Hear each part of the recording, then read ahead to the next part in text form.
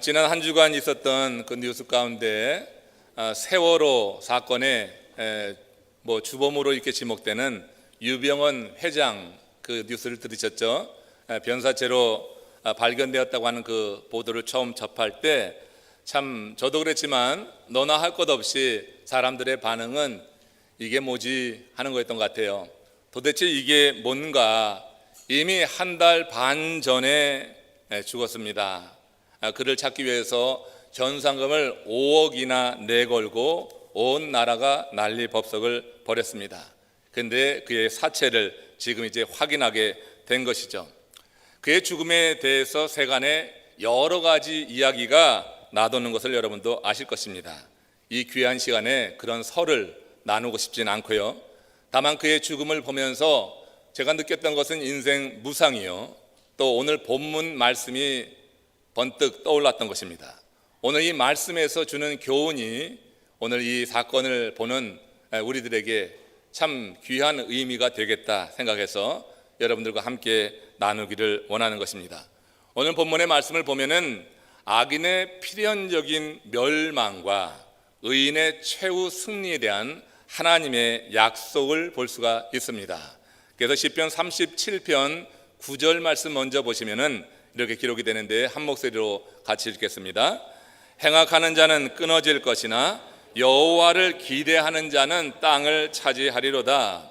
공의로우신 우리 하나님의 약속의 말씀입니다. 이 말씀이 여러분들 심령에 정말 잘 박힌 모처럼 박혀지기를 주의 이름으로 축원합니다. 이 말씀을 붙들고 있으면 사회의 부조리, 불합리, 이해되지 않는 많은 것들 가운데 우리가 여러분 자유할 수가 있고 하나님의 선한 그런 뜻을 우리가 바라보면서 인내할 수 있을 것이라고 믿습니다. 악을 행하는 자는 반드시 망할 것이다. 의인은 흥할 것이라고 하는 그런 약속의 말씀입니다. 그런데 실제 우리 삶 속에 보면 악을 행하는 자가 불법을 저지르면서도 잘 되는 경우가 있으니까 우리 마음에 딜레마가 있는 것입니다. 의인이 오히려 어려움을 당하고 궁핍한 현실, 여러 가지 아픔을 많이 겪는 그 현실 속에서 우리의 마음이 흔들리기 쉬운데 이 말씀이 우리 가운데 살아 운동력 있게 역사하게 될 때 우리는 그런 모든 요동을 극복하고 하나님이 주시는 믿음 안에 견고히 서가게 될 줄로 믿습니다. 저는 이 말씀을 그대로 믿습니다. 마지막 날이라도 하나님께서는 이 말씀 그대로 이루어 주실 것을 믿는 것입니다. 그러므로 우리가 사는 날 동안에 여호와를 기대하며 산다고 하는 것, 여호와를 기대하면서 주님의 역사를 바라고 산다고 하는 것이 대단히 중요한 일이 될 것이다 여기는 것이에요. 사람들은 누구나 뭔가 좋은 일을 기대합니다. 기대함이 없이 사는 사람의 인생은 그렇게 불행할 수밖에 없는 것입니다. 사람들의 마음에는 뭔가 소망하는 것이 있는 거예요. 막연하게라도 기대하고 소망하게 마련입니다. 큰 부자가 되기 위해서 사업을 시작해 보기도 하고요, 높은 지위에 오르기 위해서 공부를 열심히 하기도 합니다. 뜨거운 사랑을 경험하기 위해서 연애도 해보고 합니다.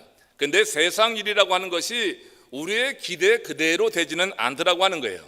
내가 기대하는 것과 달리 어긋나는 경우가 더 많이 있는 것을 우리는 경험합니다. 그래서 사람이 단지 세상 일에만 목숨을 걸고 사는 것처럼 어리석은 인생은 없는 거예요. 그런데 하나님을 알지 못하고 하나님을 기대하지 못하면 세상 사람들처럼 우리도 세상 것에 목숨 걸고 그렇게 살 수밖에 없다고 하는 거예요.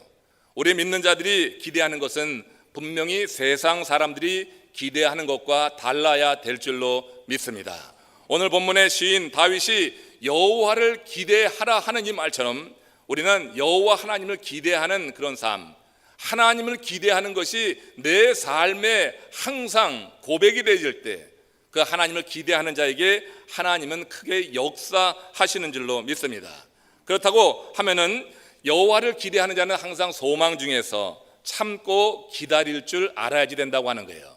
왜냐하면 하나님의 역사라고 하는 것은 내가 원하는 시간에 임하는 것이 아니라 하나님이 정하신 시간에 하나님은 역사하는 것입니다. 우리가 하나님을 기대한다고 하는 것은 하나님의 역사를 기대한다고 하는 거예요. 내가 하나님을 소망한다고 하는 것은 내 삶의 모든 상황 속에서 하나님께서 역사하시고 개입하실 것을 내가 믿는다고 하는 거예요. 그런데 하나님이 개입하시는 그때, 하나님이 역사를 이루어 주시는 그때는 철저하게 하나님의 스케줄에 따라서 이루어지는 것이지 내 생각대로 내 정한 대로 이루어지는 법은 없다고 하는 거예요. 그래서 여호와를 기대하는 이 고상한 삶을 사는 사람들은 소망 중에 기다리고 인내하는 삶을 함께 살아갈 수 있어야지 되겠다 하는 것입니다. 오늘 본문에서 여호와를 기대하는 사람 어떻게 사는지 보다 구체적으로 두 가지로 나눠보는데, 그 첫 번째가 본문에 주는 교훈은 이런 겁니다. 악을 멀리 하라고 하는 것입니다. 여호와를 기대하는 사람이 악을 가까이 할 수가 없죠. 하나님 앞에 악을 행하는 자가 설 수가 없죠.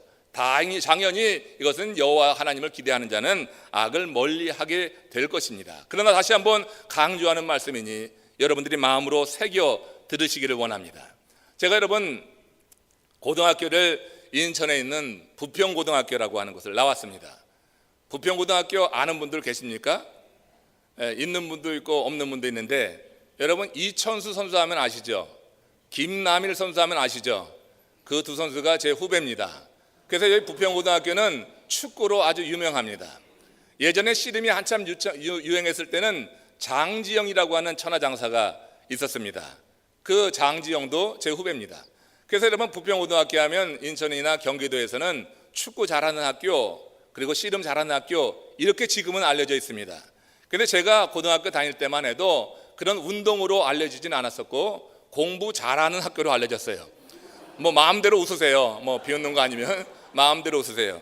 왜냐하면은 경기도 전역에서 중학교 학생들이 이제 지원을 할 수 있는, 지원하는 유일한 학교였어요. 당시 고교 평준화가 이루어지고 있었는데 경기도에 유일하게 있는 그런 학교였습니다. 그래서 중학교에서 지금 공부하는 학생들이 다 모이는 그런 학교로, 예전에는 제물포 고등학교가 굉장한 학교로 명문이었지만 제물포 학교가 지고 그 다음에 부평고등학교가 떴던 그런 일이 있었습니다. 우리 학교에서는 학생들을 인정했습니다. 학생들의 수준을 인정해서 하나 그 무감독 시험이라고 하는 것을 시행을 했습니다. 여러분 무감독 시험이 뭡니까? 시험을 치르는데 감독이 없는 거예요. 모든 학교에서 선생님들이 시험을 치를 때는 들어가서 온갖 그냥 그곳을 다니면서 컨닝하는 학생들 잡아내기 일쑤였잖아요. 그런데 저희 학교에서는 그 감독이 없었어요. 선생님 들어오면 시험지 나눠주고 나갔다가 시험 끝날 때 시험지 거들어 오는 그런 일을 했습니다. 자, 그런데 여러분 내가 아는 한입니다. 저희 반에 이 시험의 허점을 악용하는 친구가 2명 있었습니다. 웃자고 하는 얘기가 아니라 진짜 2명이 있었습니다. 근데 그 2명 중에 하필이면 한 명이 제 앞에 앉아서 시험을 보는 거예요. 제가 그 친구로 인해서 얼마나 심적으로 고통을 당했는지 여러분들은 그걸 잘 모르실 겁니다. 여러분 어린 나이에 열심히 공부를 해도요, 앞에서 책을 펼쳐서 이렇게 컨닝을 하고 있으면 정신이 분산이 됩니다. 시험에 집중할 수가 없는 거예요. 가뜩이나 알 듯 모를 듯한 문제가 있는데 앞에서 책을 넘기고 있으면 이건 완전히 알던 것도 다 사라지는 것입니다. 그렇게 제가 1년간을 그 친구 때문에 정말 마음으로 굉장한 고통을 당했어요. 미칠 지경이었습니다. 자, 여러분 제가 그때 그 마음 속에 그 친구를 향한 미움이 있었고 원망이 있었고 별의별 생각이 많이 있었어요. 그때 제가 오늘 본문 말씀 시편 37편 1절의 말씀을 알았다고 하면 제 마음을 좀 다스렸을 텐데 그때는 말씀이 없었어요. 오늘 보면 시편 37편 1절에 이렇게 기록이 됩니다. 이 말씀이 여러분들의 마음에도 새겨져서 여러분들도 이런 상황 많이 봅니다. 살면서 보면 이 말씀이 여러분 마음을 다스리는 생명의 말씀이 되기를 바랍니다. 같이 한번 읽어보겠습니다. 악을 행하는 자들 때문에 불평하지 말며 불의를 행하는 자들을 시기하지 말지어다. 여러분 이 경고는요, 인간들의 마음에 이율배반적인 면이 있다고 하는 사실을 간파한 그런 시인의 그런 말씀이라고 하는 것입니다. 즉 사람들의 마음에는요, 불의를 행하는 자를 정죄함으로 말미암아서 자기의 의를 드러내고자 하는 그런 심리가 있어요. 악을 행하는 자를 어떻게든지 부각시키고 정죄하고 비판할 때 내 의가 드러나기 때문에, 나는 저보다 낫다고 하는 그와 같은 자부심을 갖게 하기 위해서 이런 심리가 작동한다고 하는 거예요. 다른 한편에는 뭐가 있냐면 자신도 저 불의를 행해서라도 세상의 성공을 한번 이루어 보고 싶다 하는 그런 심리가 있는 것입니다. 불의한 자가 이룬 그런 세상적인 성공을 바라보면서 그 마음 속에서도 나도 할 수만 있으면 그 일을 해서라도 성공해봐야지 하는 그런 심리가 있는 거예요. 여러분, 어쩌면은 다윗이 그 당시 제 마음을 그렇게 살펴보았는지 제 마음이 꼭 이랬다고 하는 것입니다. 정말 그 친구에 대해서 너무나 믿고 너무 불평이 많이 일어나는데, 그런데 사내가 고자질할 수도 없어서 그냥 그것을 그냥 번연히 보면서 1년을 그냥 지낼 수밖에 없었어요. 악을 행하는 자들은요, 얼마나 또 얼굴이 두꺼운지 몰라요. 그렇게 시험을 치르고 나와서 몇 점을 받았느니 자랑을 하는 것을 보면은 또 더 뒤집어질 것 같습니다. 여러분, 이렇게 악을 행하는 그런 모습을 볼 때 마음에 불평이 일어나는데, 나중에는 그 친구는 항상 반에서 3등, 5등 이렇게 한단 말이에요. 당시 우리 고등학교에서 5등 하면 서울대 갔습니다. 그러나 3등 하면 좋은 데 갔어요. 더 과도. 그러니까 여러분, 대단한 일 아니에요. 근데 그 친구는 사실 인천의 한 사립대를 가고 말았습니다. 반에서 그렇게 좋은 성적을 냈었지만 결국은 그렇게 됐어요. 여러분, 악을 행하는 자에 대한 불평이 마음에 일어남과 동시에 또 마음속의 한켠에는 나도 악을 행해서라도 어떤 성공을 맛보고 싶은 그 유혹이 우리 가운데 있다고 하는 것, 인간의 이율배반적인 모습이 우리 가운데 있는 것입니다.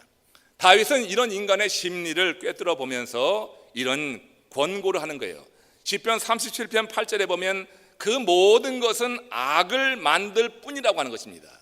악을 만들 뿐이라, 그 모든 것이 악을 만들 뿐이라 하면서 그 모든 삶에서 돌이키라고 하는 거예요.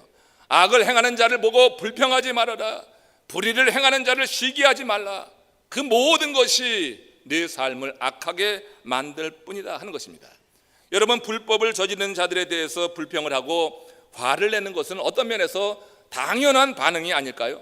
근데 다윗은 그렇게 해서는 안 된다고 하는 것입니다. 왜 그럴까요? 다윗은 그들이 비록 악인이라 해도 그들을 판단하거나 정죄하는 것은 옳지 않다고 하는 거예요. 우리에게는 그럴 능력도 없고 자격도 없다고 하는 거예요. 저는 여러분 이 말을 그대로 받습니다. 제가 여러분 친구의 그런 불의를 보고 막 분노가 일어나고 미움이 일어났지만 그 친구는 그 죄를 범한 것뿐이지 나는 그 죄를 마음에 품고 있었어요. 우리 주님께서는 죄를 범한 자나 그 마음으로 죄를 짓고 있는 자나 동일하게 보신단 말이에요. 우리가 여러분 나는 죄를 짓지 않았으니 죄진 자를 마음껏 정죄하고 판단하고 막 제껴버리지만 실제 우리들 마음 가운데 그런 생각이 있다고 하면 우리도 동일한 죄인이라고 하는 거예요.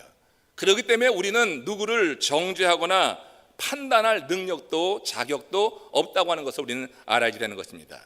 우리 스스로 볼 때 악을 행하는 자보다 상대적으로 우월하다고 생각할지 모르지만 하나님 앞에서는 별로 나을 것이 없는 죄인뿐이라고 하는 겸손한 자세가 있어야 될 줄로 믿습니다.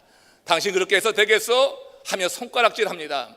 교회 안에서도 사랑의 공동체 안에서도 얼마나 비판을 많이 하는지 모릅니다. 얼마나 판단을 많이 하는지 모릅니다. 우리가 얼마나 정죄하는지를 모릅니다. 우리가 다른 사람들의 그 모습 보면서 손가락질하지만 실제로 여러분 내가 손가락질할 때 나머지 손가락은 다 나를 향한다고 하는 것 아닙니까? 우리가 그렇게 살고 있으면서 누구를 정죄하는가, 누구를 판단하는가? 다윗은 그 사실을 이미 오래전부터 깨달아서 이처럼 이제 이런 불평하는 자에 대해서 또 정죄하는 자에서 경고의 말씀을 주고 있다고 하는 것입니다. 본절에서 이 다윗이 강조하는 것이 바로 그거였고, 다윗은 평생 이런 입장으로 살았습니다. 그래서 악인으로 인해서 더 큰 죄를 짓지는 않았어요. 자기의 탐욕, 정욕 때문에 죄를 진 적은 있지만 악인 때문에, 자기를 해하려고 하는 악인 때문에 이 다윗이 더 큰 죄를 짓지는 않았다고 하는 거예요. 다윗의 그런 태도가 그를 더욱더 빛나게 했고 사실 많은 사람들을 끌어들이는 그런 요인이 되었던 것을 알 수가 있어요. 하나님의 사람들이 본받아야 될 아름다운 모습이라고 여기고요. 오늘 남부 플로리다 연합감리교회 우리 교회에 속한 모든 지체들이 이 다윗의 권고를 마음으로 받으시기를 주의 이름으로 축원합니다. 그럴 때 우리가 하나님의 은혜가 보인다고 하는 것은 그런 거란 말이에요. 정죄하고 비판하고 불평하고 깎아내리고 할 때 하나님의 은혜가 보일 수가 없는 것입니다. 우리 교회에 속한 모든 성도님들 사이에서 이런 다윗과 같은 아름다운 모습 속에 아름다운 우리 교회를 만들어갈 수 있기를 원합니다. 은혜를 받았다고 하는 것은 여러 가지로 해석할 수 있지만 전에는 죄로 인식하지 못했던 그런 것들을 죄로 인식하게 된다고 하는 거예요. 행악자를 불평하는 거 당연하게 여겼지 이걸 뭐 죄로 인식했습니까? 불의를 행하는 자를 시기하고 투기하는 거 우리가 당연하게 여겼지 죄로 인식했습니까? 그런데 은혜 받고 나니까 하나님의 말씀이 그 가운데 역사하게 되니까 전에는 무시하고 인식하지 못했던 것이 죄로 느껴지는 것입니다. 죄로 느껴지는 것. 그래서 이제 진정 우리가 여호와 하나님을 기대하면서 신실한 삶을 살기 원한다고 하면 행악자로 인하여서 불평하는 것, 불의를 행하는 자를 시기하거나 부러워하는 이런 삶을 경계해야지 될 것이라고 하는 거예요. 그 이유를 다윗은 시편 37편 2절에서 이렇게 말씀했습니다. 같이 읽어봅니다. 그들은 풀과 같이 속히 배임을 당할 것이며 푸른 채소같이 쇠잔해질 것이다. 네가 불평하지 않아도, 네가 어떻게 판단하지 않아도, 내가 심판하지 않아도 그들은 풀과 같이 속히 배임을 당할 것이다. 누구에 의해서? 하나님에 의해서 배임을 당할 것이다. 푸른 채소같이 쇠잔해질 것이다. 판단과 심판은 우리 인간의 몫이 아니라 그건 철저히 하나님의 몫이라고 하는 거예요. 하나님이 행하실 것이니까 행악자를 보더라도 불평하지 말고 그것을 투기하거나 시기하거나 부러워하지 말라 하는 거예요. 여러분, 유병헌 회장이 이렇게 급히 쇠잔해질 것을 누가 상상이나 했습니까? 풀처럼 이렇게 쉽게 베어질 것을 누가 상상이나 했어요? 아마도 그와 그의 추종자들은 그들의 왕국이 결코 흔들리지 않고 번성해 나갈 것을 조금도 의심하지 않고 믿었을 것입니다. 여러분, 우리 기독교에서 구원파를 2단이니 3단이니 하고 그러지 그들은 아무 상관하지 않습니다. 그들은 오히려 더욱더 그 세상의 기업을 늘려가면서 세를 확산해가고 있었다고 하는 거예요. 그들의 왕국은 결코 흔들리지 않고 번성할 것으로 믿었을 것입니다. 실제로 그들의 왕국은 날로 견고히 서가는 것 같았어요. 5대양 사건의 학습 효과가 있어서 얼마나 철저히 준비했는지 모릅니다. 그런데 여러분, 그들은 한순간에 쇠잔해졌고 이처럼 풀과 같이 속히 배임을 당하고 있는 것입니다. 유병헌 회장이 전파한 사이비 교리 때문이 아니냐, 그것이 중요한 원인 가운데 하나다. 꼭 그것만이라고 볼 수 없지만 대단히 중요한 요인이라고 보는 것입니다. 구원받은 자는 어떤 죄를 지어도 구원에 이른다고 하는 그 사이비 교리가 있습니다.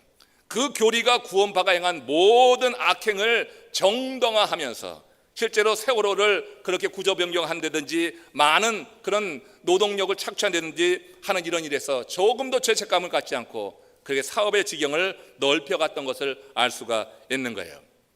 여러분, 하나님은 공의의 하나님이십니다. 믿습니까? 하나님은 공의의 하나님이십니다. 하나님은 공의의 하나님이어서 아모스가 하나님을 이렇게 이해했습니다. 아모스서 9장 8절에 보십시오. 아모스 9장 8절에 같이 읽습니다. 주 여호와, 내가 범죄한 나라에 주목하여 지면에서 멸하리라. 하나님, 곧 하나님, 내가 범죄한 나라를 주목한다 하는 것입니다. 범죄한 나라를 주목하여서 지면에서 멸할 것이다. 하나님은 그들의 악행을 지켜보고 계셨고 마침내 심판하신 것이라고 이 말씀을 근거로 해서 보면은 이해할 수가 있을 것입니다.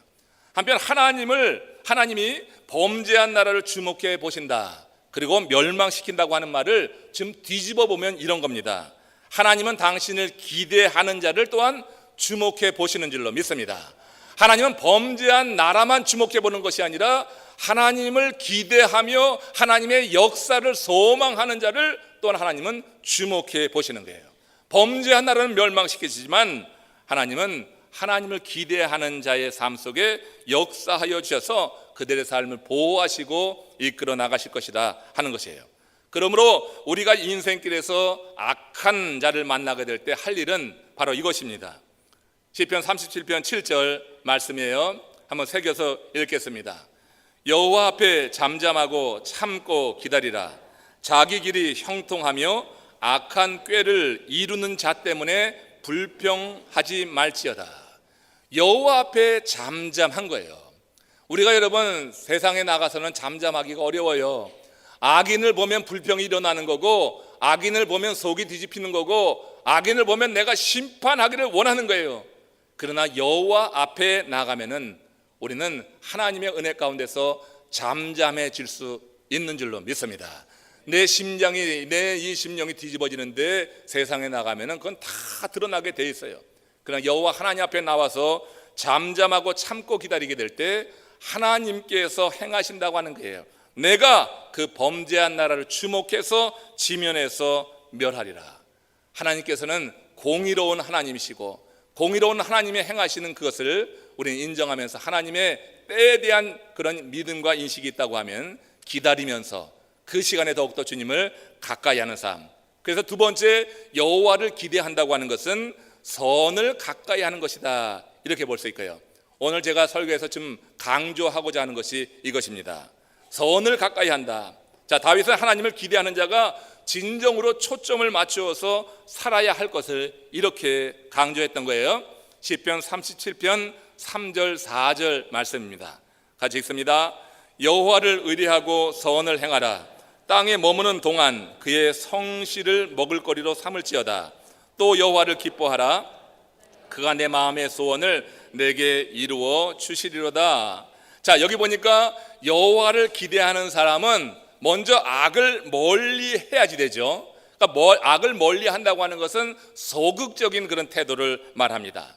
그런데 여호와를 기대하는 사람은 소극적으로 악을 멀리하고 가까이 하지 않을 뿐더러 좀 더 적극적으로 여호와를 기대한다고 하면 선을 가까이 하는 적극적인 입장을 취해야지 된다고 하는 거예요.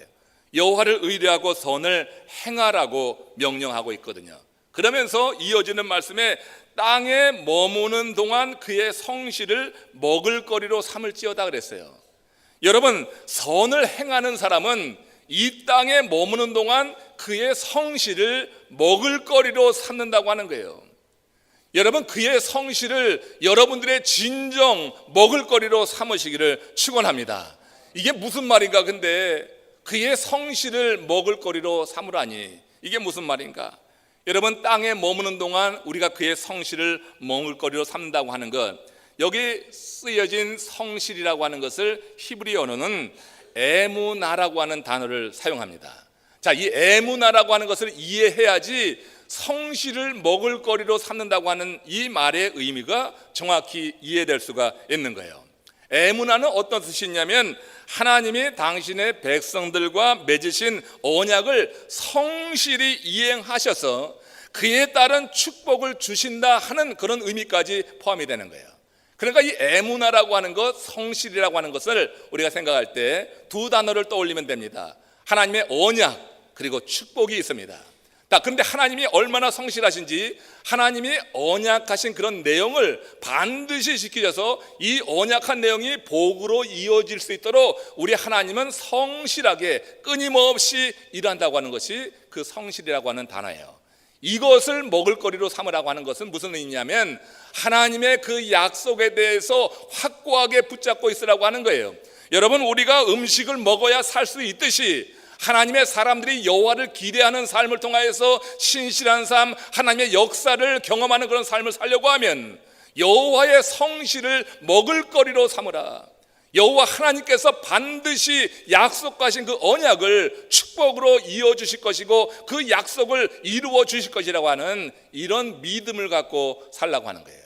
세상의 사람들 밥이나 먹고 삽니다. 우리는 하나님의 성실을 먹고 삽니다. 하나님의 약속을 믿고 사는 사람, 하나님의 언약이 반드시 복으로 이어질 것이라고 하는 것을 확고하게 믿고 사는 것을 성실을 먹는다고 했고, 여호와를 기대하는 자는 그렇게 성실을 먹음으로 말미암아 여호와의 선을 행할 수가 있다고 하는 거예요. 하나님의 약속을 믿고 그 약속이 반드시 이루어진다고 하는 에무나, 그 성실을 먹고 살 때 우리는 삶 속에서 하나님의 뜻을 따라 살아가는 선한 삶을 살 수 있다 하는 것입니다. 그래서 소극적으로는 죄를 멀리하면서 보다 적극적으로는 우리가 하나님의 약속에 대해서 보다 확실히 붙잡고 그 가운데 살고자 하는 그런 믿음의 결단들, 그리고 그렇게 살 수 있는 은혜를 구하는 것이 우리가 이 땅에 살면서 성도로서 행해야 될 그런 일인 줄로 믿습니다. 밥이나 먹으려고 밥만 추구하는 삶이 아니라 하나님의 성실을 추구하는 그런 삶, 하나님께서 신실하심을 믿고 하나님이 주신 약속에 대한 이런 확신이 우리 가운데 계속해서 고백되어지고 그렇게 살아가게 될 때 마침내 이 언약은 이 축복으로 연결이 되어져서 우리의 삶 속에 하나님의 역사가 그때 일어난단 말이에요. 하나님의 역사가 일어나는 것을 우리가 목격하게 될 것이라고 하는 것입니다. 지난 수요일 워싱턴에서 동남부 목회자 수련회 제가 강의도 하고 또 참여도 하고 왔습니다. 그때 제 아내에게 문자 한 통이 날라왔습니다.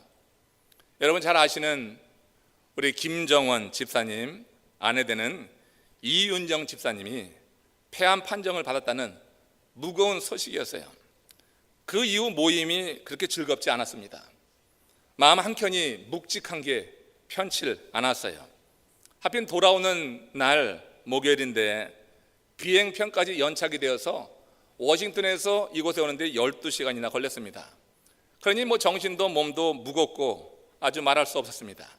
근데 그 다음 날 우리 김 집사님 가정신방을 했습니다. 그리고 말씀을 나눴습니다. 그 말씀을 나눈 중에 그 무거운 마음이 좀 가벼워지는 그런 경험을 했습니다. 이윤정 집사님이 폐암 판정을 받은 후에 보이신 그 신실하신 모습이 그대로 느껴졌기 때문이에요. 집사님은 그 암담한 소식을 듣는 순간에 내게 왜 이런 일이 일어났나, 그 참담한 마음이죠. 그래서 정말 말없이 이틀이나 눈물을 많이 흘렸다고 합니다. 어떤 증상이 있었던 것도 아니고 단지 취업을 위해서 건강 진단을 받는 과정에서 발견된 암입니다. 40대 중반 젊은 나이입니다. 나름대로 신실한 신앙생활을 하고 그 남편 김정원 집사님도 요즘 더 많은 사역에 참여를 하고 있었습니다. 그런데 골초들이 잘 걸린다고 하는 그 폐암, 담배를 가까이 한 것도 아니고 한 번도 그런 일은 없는데 폐암이라니, 이거 기가 막힌 일을 당한 것입니다. 그래서 집사님이 딱 이틀간 너무 황당하고 이해할 수 없어서 정말 많이 울었다고 했어요. 그러나 사흘째 되는 날 현실을 받아들이기로 하고 모든 일을 하나님께 맡기기로 결정했습니다. 그렇게 결정하고 나서 집사님 네 분이 적극적으로 주위에 있는 분들에게 병을 알리면서 기도를 요청하기 시작했어요. 그 이야기를 제가 안 겁니다. 그 말을 듣고 나니까 무거운 그 마음이 좀 가볍게 느껴졌어요. 네 분의 그 신실한 태도가 진정성 있게 와닿고, 그리고 그의 그 고백을 들을 때 오늘 제가 말씀을 준비하고 있었는데 마침 이 말씀과 이어졌습니다. 다윗처럼 여호와의 성실을 먹을거리로 삼고 있구나. 하나님의 언약의 약속, 말씀을 믿기 때문에, 여호와 하나님의 성실하심을 믿기 때문에 그런 순간에 그런 태도가 나오는 것이지 세상 사람들은 그렇게 못합니다. 그 나이에 그런 병에 걸리면 누구라도 다 절망하게 됩니다. 그러나 제가 믿기로 우리 김 집사님 대분 정말 이번이 큰 일입니다. 너무너무 큰 일이어서 여러분들에게 기도를 요청하는데, 그런 일을 겪으면서 여호와의 성실을 먹을거리로 삼고 있는 그 모습을, 이게 보이는 그 모습 보면서 좀 마음이 놓이기는 합니다. 야고보서 5장 15절 16절에 보면은 믿음의 기도는 병든 자를 구원하리니 주께서 그를 일으키시리라. 그러므로 너희 죄를 서로 고백하며 병이 낫기를 위하여 서로 기도하라. 의인의 강구는 역사하는 힘이 큼이니라. 이게 여러분 언약의 말씀입니다. 이게 하나님이 주신 약속입니다. 이 약속이 축복으로 연결될 수 있도록 여러분 함께 더욱더 기도해 주시기를 축원합니다. 이 약속이 하나님의 신실하신 가운데 복으로 연결이 되어서 그 못된 질병으로부터 좀 자유케 되고 수술을 통하여서라도 깨끗하게 그 모든 병의 근원이 다 사라지는 역사가 있기를 원합니다. 말씀을 받습니다. 그러나 이 받은 말씀이 어떤 사람에게는 잘 박힌 모처럼 심령에 박혀서 잊혀지지 않고 그 말씀이 계속 묵상되는 사람이 있는가 하면 어떤 사람에게는 그냥 귓등을 치고 나갑니다. 여호와의 성실을 먹을거리로 삼는 사람은 이런 말씀, 언약의 약속의 말씀이 나올 때마다 그 심령에 박는 것입니다. 잊혀지지 않도록 박는 것입니다. 그리고 그걸 묵상하는 것입니다. 그럴 때 하나님의 말씀은 우리의 삶 가운데 역사하는 줄로 믿습니다. 이게 여호와를 기대하는 사람들의 아름다운 모습이다 하는 거예요. 저는 지난 목회 경험을 통해 볼 때 성도들을 크게 두 종류로 대강 나눠보게 됩니다. 항상 일을 잘하는 사람이 있는가 하면 하는 일마다 일거리를 만드는 사람이 있어요. 그래서 이걸 전문 용어로 일꾼과 일감이다 이렇게 말합니다. 일꾼이 있는가 하면 일감이 있어요. 또 신실하게 기도하는 사람이 있는가 하면 끊임없이 기도하게 만드는 사람이 있어요. 여러분, 우리 교회 여러 성도님들은 신실하게 끊임없이 기도할 수 있기를 축원합니다. 기도하게 만들지 말란 말이에요. 누구나 다 봐도 믿음직스럽고 믿음으로 온전히 서 있는 그런 모습 속에서 위안을 받을 수 있으면 좋겠어요. 또 어떤 경우는 모든 사람에게 인정을 베푸는 사람이 있는가 하면 누구에게나 인색한 사람도 있어요. 많은 사람에게 인정을 베푸는 삶하고 누구에게나 인색한 삶은 너무 큰 차이가 나는 삶입니다. 또 어떤 경우는 많은 사람들을 격려하는 사람이 있는가 하면 많은 사람들로 하여금 걱정케 하는 사람이 있습니다. 우리가 여러분 신앙생활 하면서 이런 종류의 사람들 여러분도 보게 될 거예요. 여러분, 앞에서 말한 사람들은 우리에게 감동을 줍니다. 근데 뒤에서 말한 사람들은 우리의 감정을 상하게 하는 거예요. 여러분, 감동을 일으키는 하나님의 사람들 되시기를 축원합니다. 우리의 감정을 상하게 하고 나의 감정을 상하게 하고 누군가의 감정을 상하게 하는 그런 존재가 아니라 정말 여러분, 이왕이면 신앙생활하되 여호와를 기대하는 이런 삶을 통하여서 우리도 그렇게 신실한 삶으로 주님께 인정받길 원해요. 여호와를 기대하는 그런 사람은 신실하게 기도하는 사람이어서 다른 사람에게 큰 감동을 주는 거예요. 다른 사람에게 큰 감동을 주는 거예요. 그 삶을 통하여서 복음을 증거하고 있는 것이다 볼 수가 있습니다. 천지를 창조하신 하나님을 믿기 때문에 인색하지 않습니다. 보면 꽤 인색한 사람들이 있습니다. 인색하지 않습니다. 그런 이들은 인정을 베풀 줄 압니다.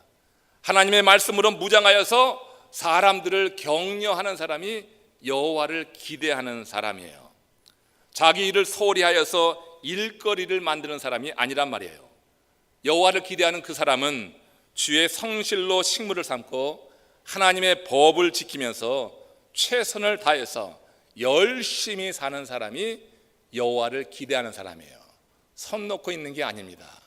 여호와를 기대한다고 모든 것을 다 맡기고 있는 것이 아닙니다. 여호와를 기대하는 사람은 하나님을 믿음으로 자기가 행할 수 있는 모든 일을 같이 행하면서 하나님의 역사를 기대한다고 하는 거예요. 여러분들의 삶 속에 진정으로 여호와를 기대하는 이런 마음이 오늘 이 말씀 속에서 더욱더 자리 잡아서 우리에게도 모릅니다. 어느 때 어느 순간 어떤 일이 닥칠지를 모릅니다.